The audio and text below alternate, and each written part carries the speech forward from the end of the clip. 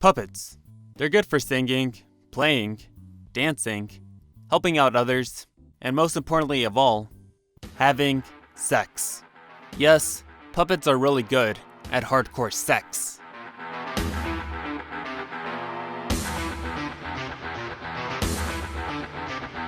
Just kidding. Or am I? We all know the world of adult animation, there being so many adult flicks and shows out there, like Bob's Burgers, Family Guy, Sausage Party, and Akira. Adult puppet movies, on the other hand, are a dime a dozen. Lucky for me, I was able to find some of them. Here are the top 5 adult puppet movies you never knew existed.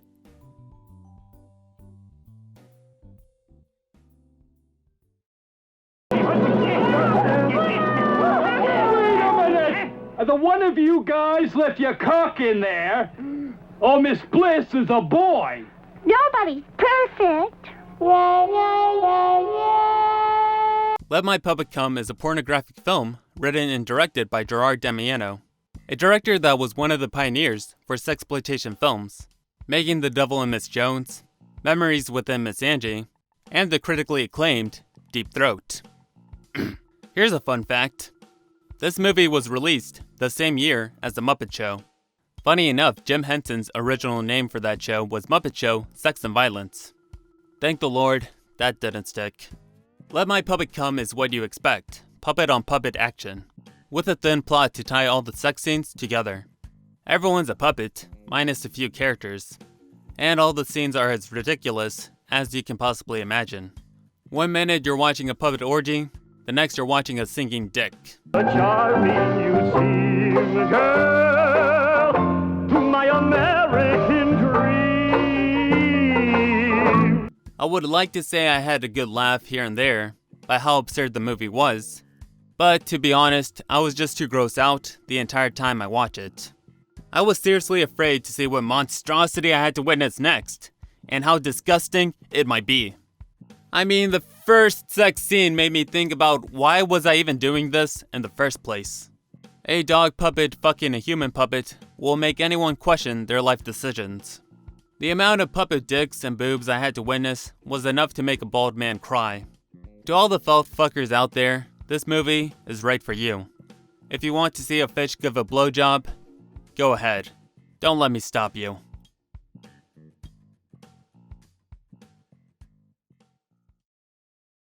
You killed people here tonight. You threatened me, you threatened my family, and you killed the only girl who ever cared about me. Yeah, and what are you gonna do about it? I'm gonna headbutt the shit out of you. Bring it.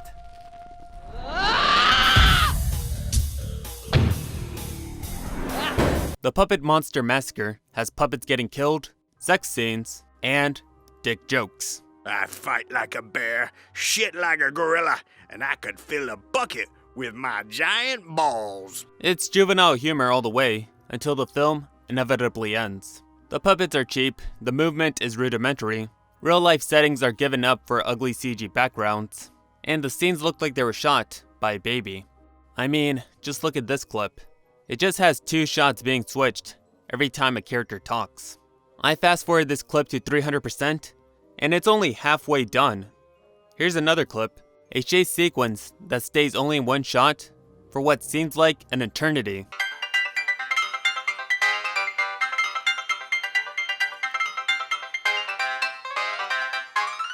It's plain to see that Puppet Monster Massacre is blatantly lazy. For Pete's sakes, the monster barely even kills anyone, it just runs past people and they magically burst into guts and blood. The voice acting is also wooden, sounding like they just recorded everyone's first read-through and just called it a day. Plus the audio is inconsistent, sometimes sounding really soft and other times painstakingly loud, for no good reason.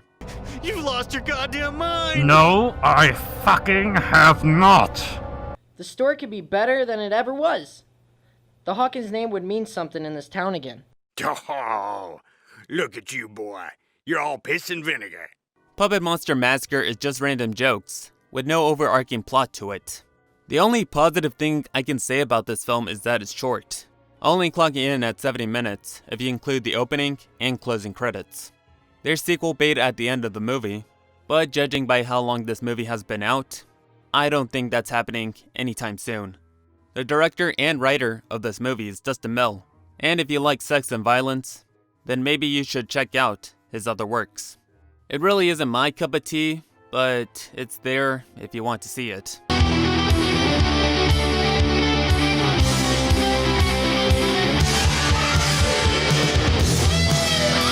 Our next film on our list is also dumb, but has a lot more going on for it.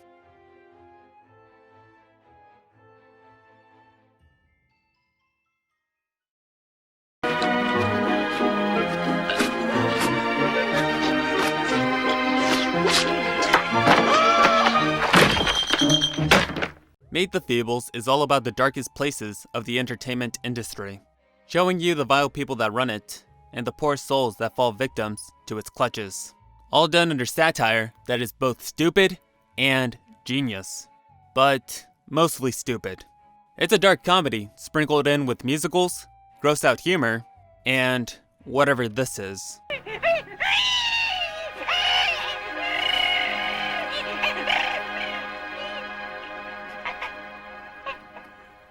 It's got your eyes, Sid.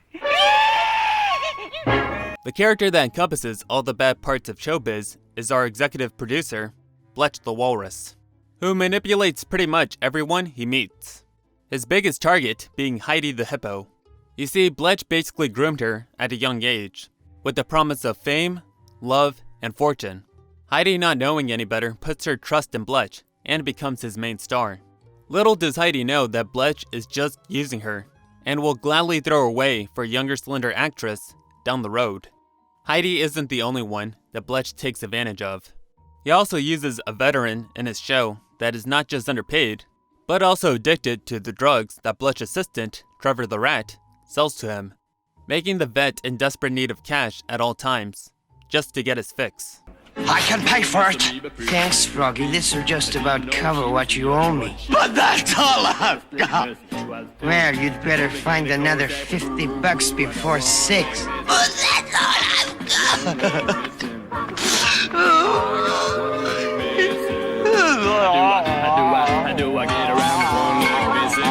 There's also Lucille, a young inspiring actress who gets date rape, all in the name of Bletch's pornographic business. These are just few of the characters that have it bad thanks to the Walrus. And their lives just keep getting worse as the film progresses, all leading to a finale that gives you all sorts of emotions. I'm not going to spoil it because it's the best part of the entire movie, but to say it's bonkers is putting it lightly.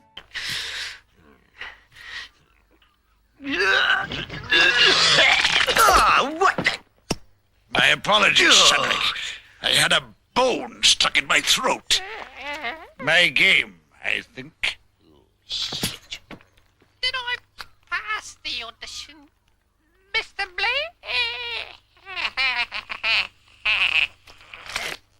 I have to give props to everyone working on this project. They really put a film that makes you laugh at the crappiest parts of life. You also get to see the bad side of Hollywood that most big budget directors would be too scared to even touch. It's a pretty bold flick, and the man in charge of it all was none other than Peter Jackson. Yep, the same guy that gave us the Lord of the Ring trilogy also gave us this hidden gem. You see, before Peter Jackson was a big-time director, he used to be a small-time filmmaker that would make unconventional and gross-out films from his home country, New Zealand. Low-budget movies that are weird, creative, and stupid as all sin. They're amateur at best in terms of production, but in heart and passion, these films shine the brightest out of most movies nowadays. His first major film, Bad Taste, consisted of only his friends from work and college. None of them actors, by the way, just people that were also enthusiastic about the project. You see, Bad Taste is as homemade as you can possibly get. Every prop in the film was done from scratch. The mask of the aliens had to be baked in Peter Jackson's mom's oven, and the house they used in the film belonged to a friend of the family. We checked up after every time when they've been here. Yeah. All in all, I think they behaved themselves. And what about inside the house? No, if they touched anything, they always put it back again. There was no worries.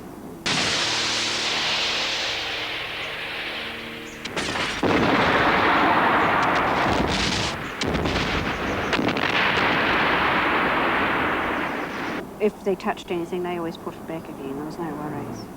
It's another great movie that shows the experimental side of Peter Jackson, having the same level of wit and idiocy as Meet the Feebles. Back to Fables, here are some interesting facts on its production. Did you know Meet the Feebles was made in a railway shed? How about the fact that Mr. Big the Whale is over 20 feet long and it took 6 puppeteers to control him? The Vietnam flashback from the movie had to be paid out of pocket by the crew members.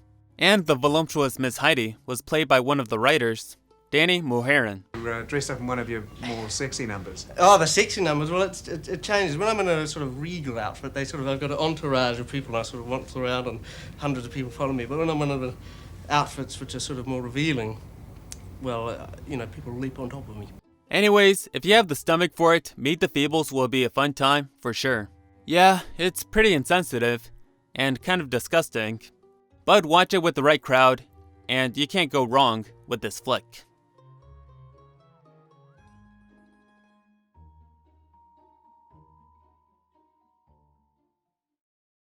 His punishments are worse than just drowning, Dante. Observe.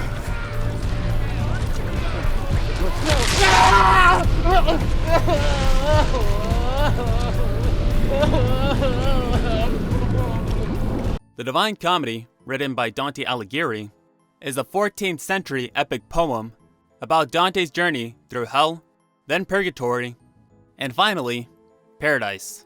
On his journey, he's guided by an ancient Roman poet named Virgil, who teaches him hell's structures and its unique punishments. If you were a gluttonous person before you died, you are now forced to eat for the rest of eternity. If you are greedy, you lose your identity and are obligated to purchase the objects you coveted the most. And for those that had incredible lust in their past life, are now damned to an endless cycle of climaxing. Yeah, smashing forever is alright, but if I'm not doing it with my bros, then what's the point? This is Dantes Inferno, a film done with hand-drawn puppets.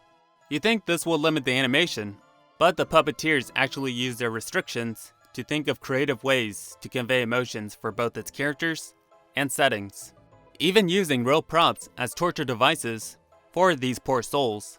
What was your sin? I downloaded some Metallica. Circle 7, level 1, petty theft. Wait, I downloaded some Metallica.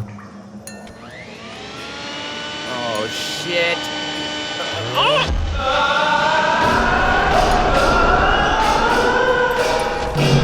That's gotta suck. Next. Dante's Hell is given an update to fit the modern era.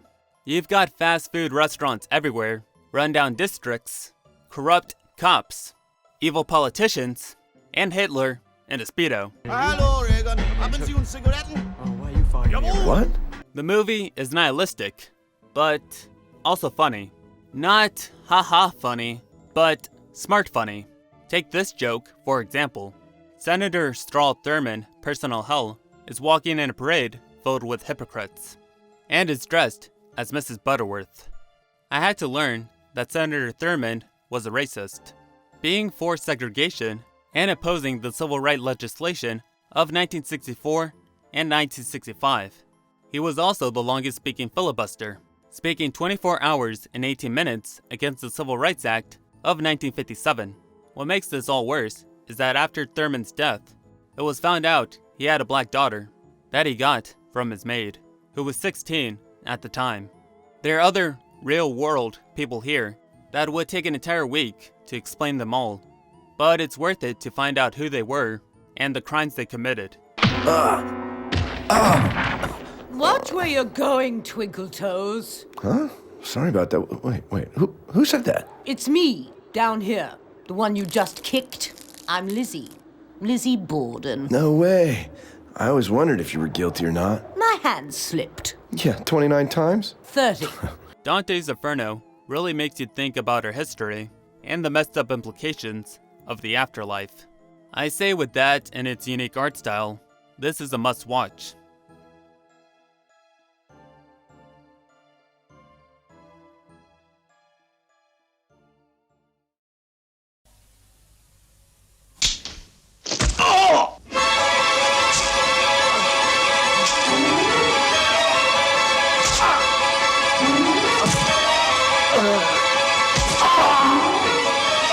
Magic follows Corky, a magician that tries to make it big. Failing his first time around, his mentor, Merlin, tells him that he must win the crowd by using a gimmick. Fast forward a year later, Corky finds his gimmick in the form of a dummy named Fats. He becomes a huge success in his hometown, and thanks to his new agent, Ben Green, Corky now has a chance to get his own TV show. Corky is ecstatic of the great news, but is put off when Mr. Green tells him exactly what he has to do to get started. Is it set and everything? It's set, but it's not set. Just agent stuff like who pays how much for publicity, how much for the guest stars. You'll have to take a medical exam and stuff like that. Now, what's wrong? I don't think I'm going to take the medical exam. Any particular reason? Principle. Yeah, but why is this with a medical exam principle? Because they're saying there's something wrong with me. Yes, I'm fine. I'm fine. I don't need any doctors poking around inside me, that's all. Yep, it looks like Corky is afraid of needles. I can't blame him. I'm a grown-ass man, and I still need to look away whenever I get a shot. In all seriousness, Corky has mental issues, and is afraid of everyone knowing it. The film follows our unstable protagonist trying to get a grip on his sanity. He uses Fats as an outlet for his outburst, but Corky knows full well that he'll eventually be found out, and people will suspect him of being cuckoo. Wanting to clear his head before he hits TV, he decides to meet with an old flame. Little does Corky know this was a bad call, since all he's doing is running away from his problems instead of facing them head on. His psyche just keeps deteriorating as the film moves forward, while Fats slowly takes control of him. Just to reiterate, Fats is just a dummy that Corky uses to channel his emotions. Sometimes Fats can be charming, funny, and scary whenever Corky feels like it. There are a ton of movies that make the mentally ill seem demonic and frightening. Magic, on the other hand, while still a horror film, makes you sympathize with our main character by showing him struggling with his inner demons and trying desperately to control them the best he can. You do it so good. You're even better than the garbage man. Ah!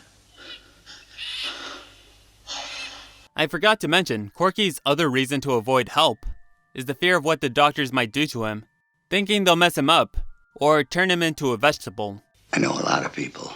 Beautiful doctors. He means head shrinkers. He just thinks you're a fruitcake. He doesn't. He never said that. He's on our side. He's the film. Don't forget that. Never forget that.